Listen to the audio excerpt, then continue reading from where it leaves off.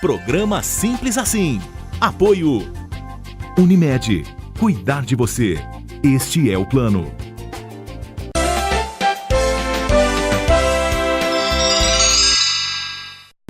Dor de cabeça e enxaqueca muitas pessoas têm.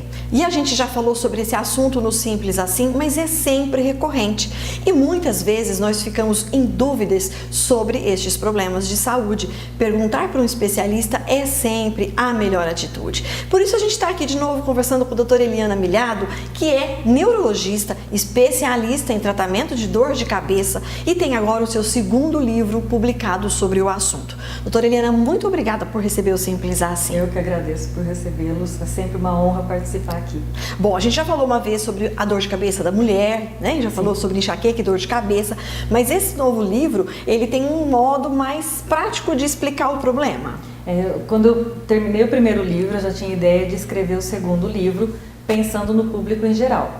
Porque as pessoas têm dúvidas, e então ele foi colocado de uma maneira muito tranquila, com perguntas e respostas, por isso mesmo o nome, tudo que você precisa saber. Se tem uma dúvida em tratamento, procura naquela pergunta. Ele tem 104 perguntas e ele resume muito bem toda a temática sobre dor de cabeça. A pessoa que não quer ler, não tem paciência para ler um livro inteiro, porque ele acabou ficando com mais de 300 páginas, vai no assunto que interessa pelas perguntas. Então é de muito fácil leitura e a ideia foi essa mesmo, trazer, de ajudar mesmo, tirar as dúvidas das pessoas e ajudar a população a procurar um médico quando necessário, porque ele sempre tem essa proposta.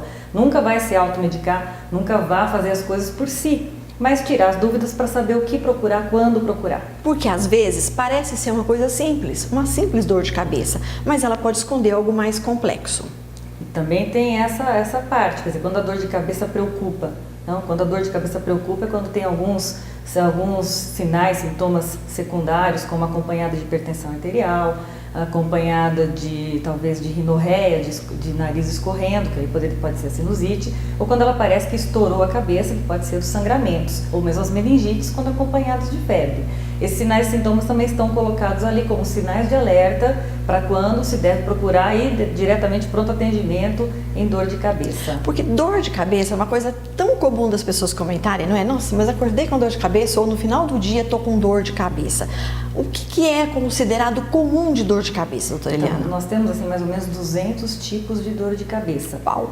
E aí, o que precisa ver é o tempo que a pessoa tem. Quer dizer, a pessoa que nunca teve e começa a ter, sempre é preocupação. Não tem como o médico adivinhar que o início de um quadro é do tipo enxaqueca ou do tipo tensional, que são as benignas, que são aquelas que as pessoas estão sofrendo, mas não têm uma lesão mais séria no cérebro e que precisam de tratamento para não cronificar. Mas sempre vai ter alguma dor ou outra, mas tem tratamento e melhora. O problema dos sinais de alerta é justamente o surgimento pela primeira vez ou as primeiras dores de cabeça tem que ser investigado. Assim como a mudança de algumas dores de cabeça comum, entre aspas, dores de cabeça, enxaqueca ou tensional, que mudam suas características, o paciente, a pessoa, precisa procurar realmente atendimento médico para investigação. Descartando ou o médico descobrindo o porquê que elas pioraram, se for ainda assim diagnosticado enxaqueca ou tensional, que perfazem aí 80% das dores de cabeça, são benignas, aí tem que tratar para poder ter a melhor e ter uma boa qualidade de vida. Até porque conviver com dor não é nada fácil. Não, é muito ruim. E na cabeça, de modo geral, os pacientes queixam que é pior. Que é pior do que ter uma dor no dedo, apesar de que eu acho que dor nenhuma é boa. Exatamente. Nenhuma dor é bom. Eu já li ali no livro diferença entre dor de cabeça e cefaleia. Não é a mesma coisa? Não, é a mesma coisa. É assim, a gente colocou para o público em geral mesmo, porque não tem a ideia de uma literatura. É científico, tem base científica, assim, né? Eu revisei toda a literatura, mas a ideia é o público em geral para uma linguagem acessível. Mas foi colocado como sinônimo. Justamente para a pessoa entender. Saber. Isso. Tá, então dor de cabeça e cefaleia significam a mesma coisa. A diferença entre a dor de cabeça e a enxaqueca, doutora Eliana? Aí dor de cabeça é o termo geral, que nós temos as 200, que eu falei, os 200 tipos, e a enxaqueca é uma das mais prevalentes, das mais estudadas, das mais importantes. É aquela que tem, então, ela pode pulsar, ela pode ter náusea, pode ter vômito, pode incapacitar a pessoa, colocar a pessoa de cama.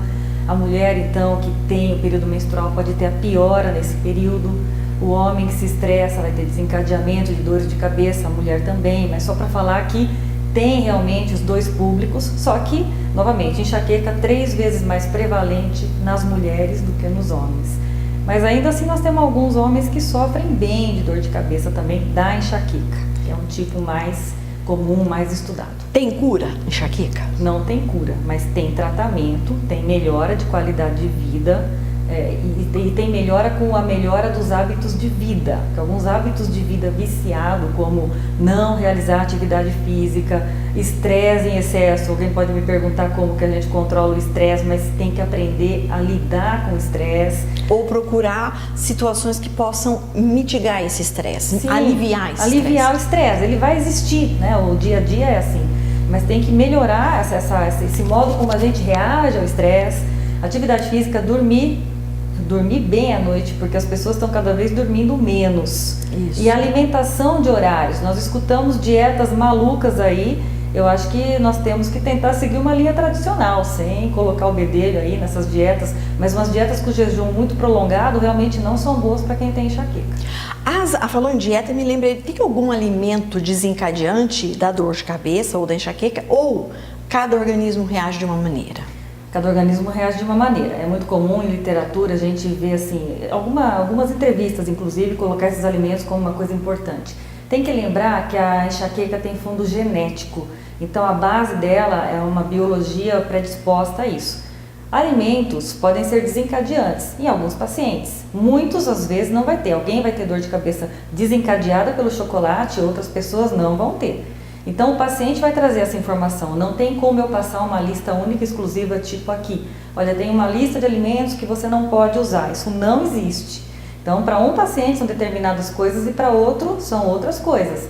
Fora isso, o jejum prolongado, sim, acontece de desencadear enxaqueca em 70% das pessoas. Homens ou mulheres do mesmo modo? Sim, da mesma maneira. É um fator de risco, é um fator de estresse para o organismo. E falando em fator de estresse, os adolescentes, a gente recebeu a mensagem de uma mãe que o filho tem reclamado demais de dor de cabeça. Na adolescência, isso é comum ou também é passível de uma observação mais apurada? Precisa de uma observação apurada. É mais comum na infância ter mais os meninos enxaqueca. Os meninos têm mais enxaqueca do que as meninas na infância. Na puberdade isso vira, as mulheres têm mais enxaqueca. Mas já vi meninos na puberdade terem um pico de enxaqueca e aí, como a gente fala, cura, que é difícil. Às vezes fazem o tratamento, é um período de estresse, de hormônios nessa época, um período de vestibular, um período assim conturbado. Faz o tratamento, melhora muito, até desaparece a enxaqueca nos meninos, como você me perguntou. Então é interessante, é passível de observação, tem que ver se tem que fazer uma investigação, mas é passível de tratamento e de melhora. E o menino responde melhor que a mulher, de modo geral. E uma outra questão que chegou pra gente também é de uma espectadora do Simples Assim. Ela disse que ela tem tido ultimamente picos de pressão alta e enxaqueca. Um desencadeia o outro. É a enxaqueca que faz a pressão subir ou é o inverso, doutora Eliana? Essa é uma pergunta interessante porque as pessoas costumam achar que a pressão alta dá dor de cabeça. De novo, né? A gente tem muito aquela ideia, o leigo, o público tem a ideia de que é a causa. Então não é a causa. Nós temos na classificação de cefaleia uma dor de cabeça que é da hipertensão arterial. E que essa mínima teria que estar 120 milímetros, 12 milímetros de mercúrio, 12 centímetros de água, e a máxima 180, que é o 18 que a gente vê o pessoal falar. Então é muito alta para a dor ser causada pela pressão. É mais comum a pessoa ter então a crise de enxaqueca e a pressão subir, que aí é o que vai chegar às vezes no 10 de mínima, e que não é realmente, esse 10 não é a causa da dor, mas sim a dor acaba desencadeando uma crise de hipertensão. É mais comum isso.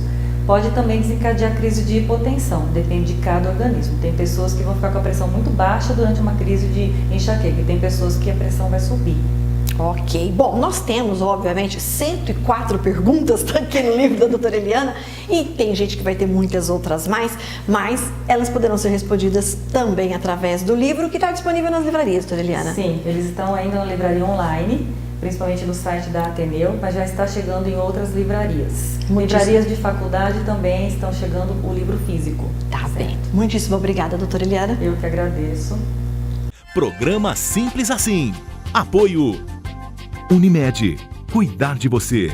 Este é o plano.